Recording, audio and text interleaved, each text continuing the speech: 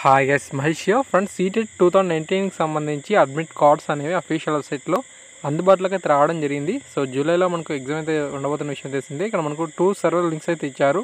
So వీటిలో మీరు దేన్ని క్లిక్ చేసినా పర్వాలేదు, ఓకేనా.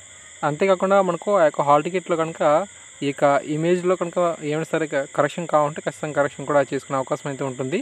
ముందుగా మనం అడ్మిట్ కార్డ్ని డౌన్ చేసుకునే విధానం అయితే చూద్దాం. ఆ యొక్క 2 సర్వర్లో దేన్నో దాన్ని క్లిక్ అనేది చేయండి, పర్వాలేదు.